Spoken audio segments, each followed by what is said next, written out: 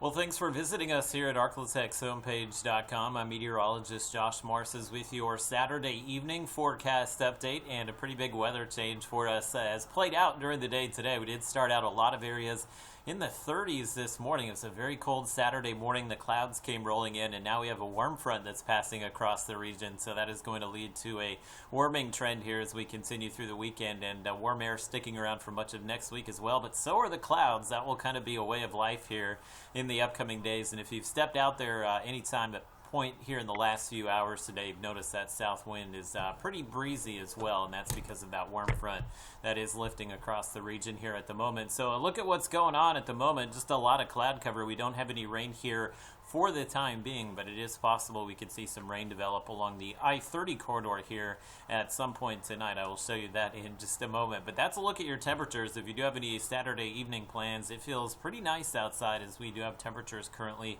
in the 60s and low 70s. And we will not drop off much tonight thanks to the cloud cover and the south wind. That will kind of serve up as a blanket and kind of keep our temperatures running on the mild side through the overnight hours. So not as cold for your Sunday morning, that's for sure. So the weather pattern this week, we've got a cold front that's moving down across the plains here, and that cold front is going to stall just to the north of us here in the upcoming days. So we will stay on the warm side of the front. We won't tap into any of the cool air with it. So at least for the time being, the fall weather pattern is gone. But because of that front, we'll likely see the chance of rain at some point on Sunday across the northern Arklatex, and definitely to begin next week. Also, I will show you that in just a moment here. But if you do have some outdoor plans on Sunday, even though we'll have a lot of clouds out there, highs will likely be in the upper 70s and low 80s, and that's kind of where we'll stay for much of the upcoming week. So here's a look at Futurecast. Once we get into the overnight hours tonight, you see a little bit of rain developing here, I-30 in northward. So we are expecting some very light accumulations. Doesn't look like we'll see any kind of